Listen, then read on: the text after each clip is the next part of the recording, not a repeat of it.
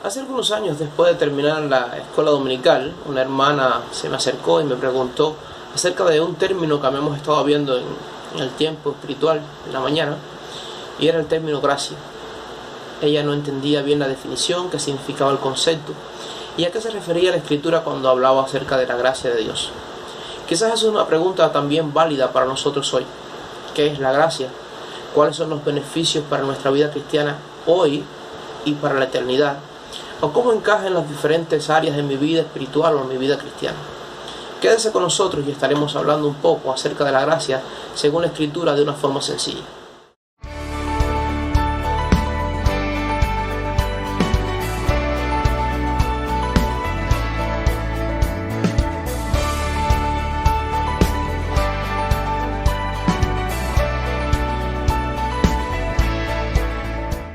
Como cristianos que valoramos la palabra de Dios y tenemos en alta estima la autoridad de la Escritura, somos muy dados a encerrar ideas en conceptos o definiciones. Y esto está muy bien. El único problema con esto es que hay conceptos, hay enseñanzas en la Biblia que son centrales muchas veces y que no son muy fáciles de encerrar en definiciones. Una de estas palabras es la palabra gracia. Hay otras, por ejemplo, cuando hablamos de bienaventuranza, algunas personas definen bienaventuranza de una forma y otras de otras. Algunas personas dicen que bienaventuranza significa dichoso, otras personas dicen que bienaventuranza significa 3 veces feliz. Y aún otros dicen que bienaventuranza tiene más que ver con el hecho de que Dios nos mira complacido. No hay ninguna contradicción en esto, pero lo que quiero decir es que no es muy fácil definir algunos conceptos bíblicos. Otro concepto que es difícil definir es la Trinidad. Es una enseñanza clara en la Escritura, muy fácil de probar, pero es una enseñanza que es muy difícil de simplificar a una definición. Lo mismo sucede con la palabra gracia. Nosotros utilizamos la palabra gracia y decimos que la palabra gracia significa favor no merecido, y no hay nada mal con este concepto. Pero como la historia que contaba al principio, cuando esta hermana se me acercó después de la escuela dominical y me preguntó acerca de qué era la gracia, mi primera idea fue decirle lo que casi que usamos siempre como muletilla, la palabra gracia es favor no merecido. Y no digo muletilla en el sentido malo, pero muchas veces no nos ponemos a pensar en las implicaciones prácticas que tienen este tipo de respuestas. Yo creo que si somos sinceros debemos, antes de responder este tipo de preguntas, profundizar y pensar acerca de qué es la gracia. Porque la gracia va mucho más allá de nuestras definiciones religiosas o nuestra mentalidad eclesiástica, va a cada aspecto o área de nuestra vida. De hecho, si la gracia en su sentido más estricto tiene que ver no solamente con nuestros dones espirituales, no solamente con nuestros servicios, no solamente con el hecho de que Dios nos ama, sino que la gracia va mucho más allá y tiene que ver con cada amanecer es un regalo de Dios, también cada respirar de nuestros pulmones, cada palpitar de nuestro corazón, también cada beneficio y aún la providencia de Dios son parte de su gracia. Entonces, cuando leemos en la Biblia que Dios hace salir el sol sobre buenos y malos, es parte de su gracia también. Y el hecho también del sufrimiento y las penas en la vida también son parte de su gracia, porque ellas tienen el propósito de hacernos más a la imagen de su Hijo. Entonces, en este sentido, ver la gracia así es mucho más serio que simplemente dar una definición de favor no merecido. Hoy quería tomarme algunos minutos para hablar un poco sobre lo que dice la Escritura acerca de la gracia, en el sentido de definición, pero también en el sentido de sus beneficios para nuestra vida cristiana en práctica. En primer lugar, algo que debemos tener en claro es que la gracia está muy estrechamente o muy relacionada con nuestra salvación. Están totalmente relacionadas. De hecho, si hay una enseñanza que es central en la Escritura, que para mí es central en la Escritura, es la justificación por la fe. Es el hecho de que Jesucristo en la cruz del Calvario ocupó el lugar que nosotros merecíamos y que ahora, si hemos puesto nuestra confianza en Él, dice la Escritura que tenemos vida eterna. Pero en la cruz del Calvario sucedió algo interesante, y es lo que se llama el gran intercambio. Toda nuestra pecaminosidad, todos nuestros pecados pasados, presentes y futuros fueron cargados en Jesús, y toda la vida justa, pura y santa de Jesús fue cargada a nuestra cuenta. Por eso tenemos que decir que está muy relacionada la palabra gracia con la justificación por la fe, o la justicia de Cristo imputada en nosotros. En 2 Corintios capítulo 8, versículo 9, la Escritura dice: porque ya conocéis la gracia de nuestro Señor Jesucristo, que por amor a vosotros se hizo pobre, siendo rico, para que vosotros con su pobreza fueseis enriquecidos. Ya conocéis la gracia de nuestro Señor Jesucristo. Es como decir, en esto consiste la gracia del Señor Jesucristo, en que Él, siendo rico, se hizo pobre. Cuando leo este versículo, me recuerdo de una frase que se le atribuye tanto a Agustín como a Jerónimo, así que exactamente no sabemos a cuál de los dos pertenece, pero es una frase que dice que Jesucristo fue hecho hijo de hombre para que nosotros seamos hechos hijos de Dios. Entonces, en esto en buena parte consiste la gracia, en que Dios envió a su Hijo, Él lo hizo hijo de hombre para que nosotros ahora seamos hechos hijos de Dios por la obra de la cruz. Y esto es algo que creo que es central en la Escritura.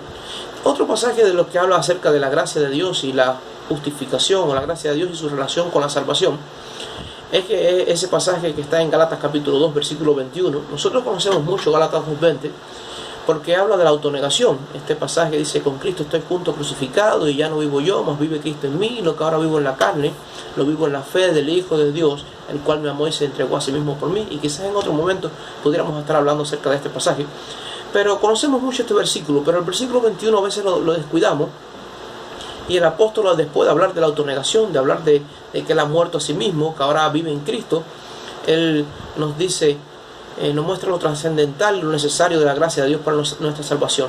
Y dice el pasaje: no desecho la gracia de Dios, pues si por la ley fuese la justicia, entonces por demás murió Cristo. Él dice: yo no desecho la gracia de Dios, todo lo contrario, Él la valora, Él la tiene en alto, la tiene en alta estima. Porque dice que si por la ley, si por las obras de la ley, si por la justicia humana, si por portarse bien, el hombre pudiera alcanzar la salvación, entonces por gusto murió Cristo, por demás murió Cristo. Pero como el hombre nunca puede ganar la salvación por sus propios méritos, por sus propias fuerzas, entonces necesitamos al Salvador, necesitamos su gracia y necesitamos su favor. Por eso esto es tan central y tiene tanta relación la gracia de Dios con nuestra salvación. Por tanto, no podemos hablar de salvación si referimos a la gracia. Pero no solamente a la salvación. Hay otro pasaje también referente a la salvación, que está en Efesios capítulo 2, versículos del 8 y 9, que dice la Escritura: por gracia sois salvos por medio de la fe, y esto no es de vosotros, porque es un regalo de Dios, no por obras, para que nadie se jacte en su presencia o para que nadie se gloríe.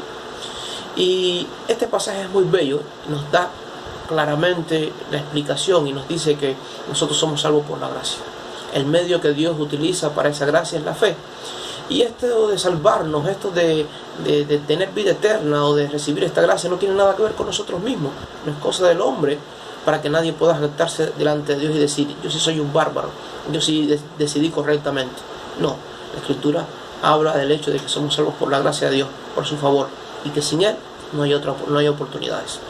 Entonces, pero no solamente la salvación es uno de esos aspectos que tienen mucho vínculo con la gracia, o la gracia es indispensable para la salvación, sino que la gracia también, además de la salvación, es indispensable para nuestra identidad cristiana y para nuestro servicio cristiano.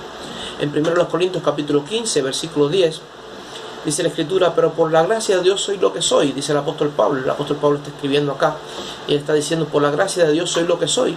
Y su gracia, hablando de la gracia de Dios, no ha sido en vano para conmigo, no ha sido algo que no tiene peso, todo lo contrario, tiene mucho peso y tiene mucho valor y significado. Él dice: antes he trabajado más que todos ellos, pero no yo, sino la gracia de Dios conmigo. Él está un poco que defendiendo su apostolado y está diciendo que por la gracia de Dios Él es quien es. Su identidad está en la gracia de Dios, no en Él mismo, no en sus propios logros personales, sino en la gracia de Dios. Ahí está su identidad, ahí está quién es Él. Pero además dice que Él ha trabajado más que todos. Pero aclara, Él no está dando lugar a la gloria humana. Él aclara y dice que no ha sido Él realmente, sino la gracia de Dios en Él. Entonces la gracia no solamente es indispensable para la salvación, sino que la gracia también tiene gran importancia en nuestra identidad y nuestro servicio cristiano. En 2 Corintios capítulo 12, versículos 9 y 10, la Escritura dice: y me ha dicho, este pasaje es muy conocido, el aguijón en la carne. El apóstol Pablo está orando al Señor y le dice: dice 3 veces, está contando que ha estado orando al Señor y dice 3 veces le pidió al Señor que lo quite de mí, este aguijón, este mensajero de Satanás que me atormenta. Él le ha dicho 3 veces, quítalo de mí, Señor. Pero el Señor me ha dicho, bástate mi gracia, porque mi poder se perfecciona en tu debilidad. Y él dice, bueno, de buena gana me gloriaré, más bien en mi debilidad, para que repose sobre mí el poder de Dios, porque cuando soy débil, entonces realmente es que soy fuerte. Pero es interesante y bello este pasaje, porque el Señor le dice a Pablo, bástate mi gracia. Quizás la pregunta para nosotros sea la misma, ¿nos basta la gracia de Dios? ¿Entendemos que la gracia de Dios es suficiente para nosotros en todas las áreas de nuestra vida? Y no es para menos, pues la gracia tiene que ver con cada forma que podamos pensar del favor de Dios en nuestra vida. Entonces la gracia tiene un vínculo muy grande con la salvación. La gracia también está relacionada muy estrechamente con nuestra identidad en Cristo y nuestro servicio. Pero además la gracia tiene mucho que ver con estar guardados o protegidos en el Señor, ¿sí? La capacidad de ser guardados como hijos de Dios. En Hebreos capítulo 13, versículo 9, la Escritura dice que no nos dejemos llevar por todo viento, no nos debemos llevar por doctrinas diversas y extrañas, porque buena cosa es afirmar el corazón a la gracia, no en viandas que nunca aprovecharon los que se ocuparon de ella. Entonces dice que no nos dejemos llevar por doctrinas diversas, porque buena cosa es afirmar el corazón en la gracia. Entonces es buena cosa para los cristianos que nuestro corazón está afirmado en la gracia. El favor de Dios es un lugar donde debe estar anclada nuestra vida, donde debe estar firme, donde debemos construir y edificar nuestras vidas. Ahí somos guardados, ahí somos realmente protegidos. Y el pasaje habla acerca de las viandas y simplemente está aquí, creo que se está refiriendo al hecho de las cosas terrenales, las cosas mundanas. No es que sean malas en sí mismos, pero dice que las cosas terrenales, la Biblia dice en otro pasaje que ocuparse de la carne es muerte, pero ocuparse del espíritu es vida y paz. Entonces las viandas son las cosas temporales, las cosas que pasan, las cosas que no permanecen. Pero dice la Escritura que afirmar el corazón a la gracia es de mucho provecho. En Hechos capítulo 20, versículo 32, un pasaje que me encanta, el apóstol Pablo está despidiéndose de los ancianos de la iglesia. Él ya sabe que va a ir a Jerusalén, va a ser preso en Jerusalén y posiblemente no vea más su rostro, o él dice claramente que no va a ver más el rostro de los discípulos.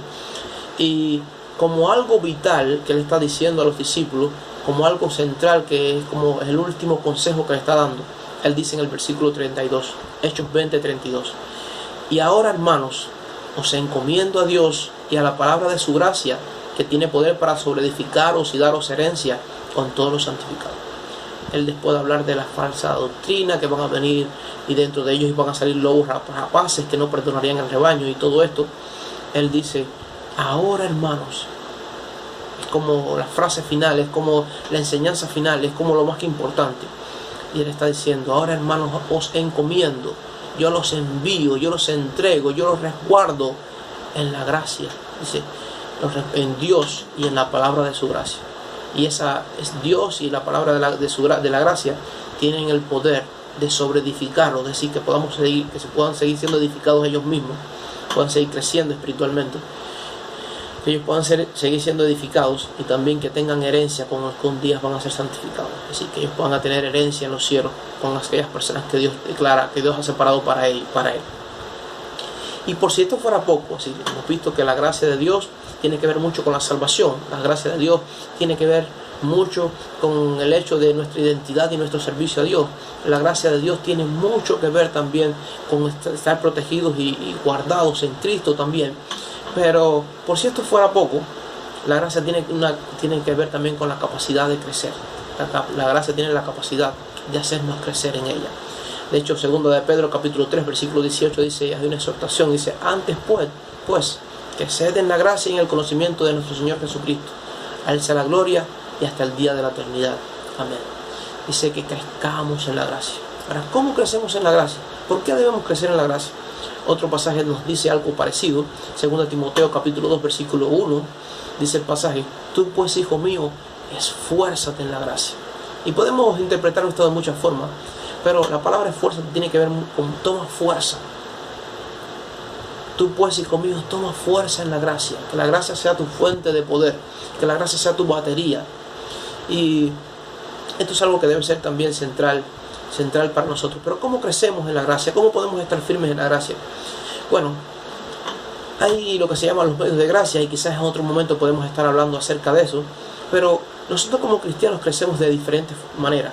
Uno, crecemos al meditar en la Escritura, al meditar en la palabra de Dios, a conocer su voluntad.